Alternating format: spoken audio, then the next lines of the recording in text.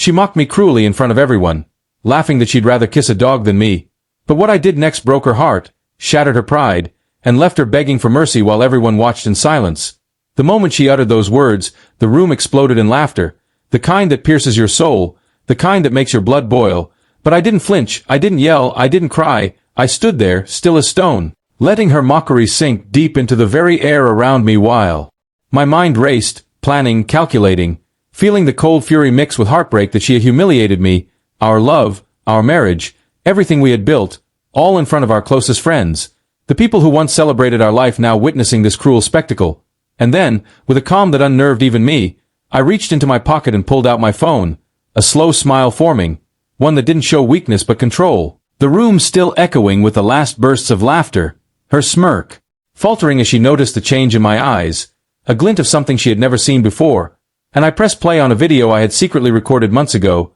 evidence of every secret she thought she had hidden, every lie, every betrayal, her face draining of color as she realized that the game was over, the room now silent, all eyes fixed on her, her smirk vanishing, replaced by disbelief and panic, the laughter dying in the throats of our friends as the screen showed her whispering cruel things about me, mocking me behind closed doors, the proof undeniable, and she tried to cover her mouth, stammering excuses, but my voice cut through the silence, calm but piercing. Do you see now? Every word, every betrayal, every laugh you thought I never heard. I saw it all. The camera angle changed, showing a message she had sent to another man, a betrayal so deep it made the room hold its collective breath, my heart pounding not from fear but from the realization of the power I now held, and she fell to her knees, trembling, her eyes wide, tears streaming, begging for forgiveness, her pride shattered into pieces on the floor, her voice breaking as she whispered,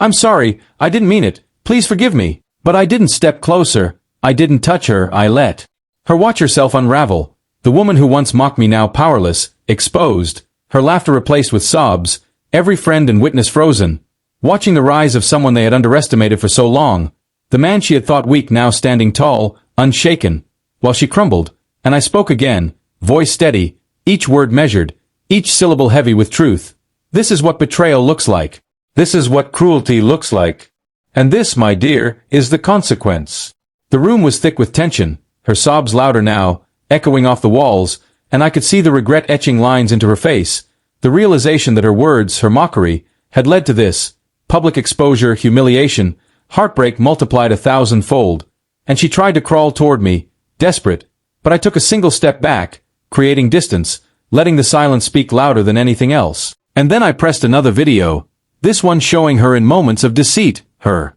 whispers, her laughter, the time she had hidden things, thinking I would never find out, and the reactions of the witnesses around her mirrored the shock and disbelief I felt the first time I discovered her lies, their eyes wide, their breaths held, her hands covering her face, trying to hide, to erase the proof that could never be erased, and I watched, feeling a mix of triumph and sorrow, because she had been mine, had shared my life, had promised love, and now every word she had said to mock me was turning back on her like a boomerang of truth. And then, slowly, deliberately, I pulled out the key she had given me on our wedding anniversary, the symbol of trust, the very object that she had used to mock my devotion, and I placed it on the table in front of her, letting the click of its landing reverberate through the stunned silence of the room, and her eyes went wide, realizing that this small object, once sacred, now represented her downfall, her exposure, her shame, and she reached for it, trembling, but I didn't move, didn't allow her to reclaim any power, and then I spoke once more.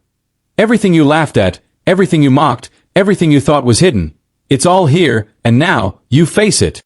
Her sobs intensified, and she sank further to the floor, begging, pleading, her pride utterly demolished, and I let the room watch as the woman who had laughed, who had mocked, who had dared to humiliate me, now faced her own truth in the harsh light of exposure, and finally, when every eye was on her, when her sobs echoed through the room, I walked away, each step a statement of freedom, a declaration that I would no longer be bound by someone else's cruelty, that her laughter would no longer have power over me, and as I reached the door, the whispers began, but I didn't look back, I didn't falter, the cool night air hitting my face like a promise, like a rebirth, like the knowledge that I had survived, I had endured, and I had emerged stronger, and somewhere behind me, I knew she would never forget the night she mocked me, the night she laughed at me, the night she thought she could humiliate me, because that laughter had turned into silence, her pride shattered, her heart broken, and I, the man she had scorned, walked into a new life, unbroken, unbowed, unstoppable, and the memory of that night would linger forever in her mind,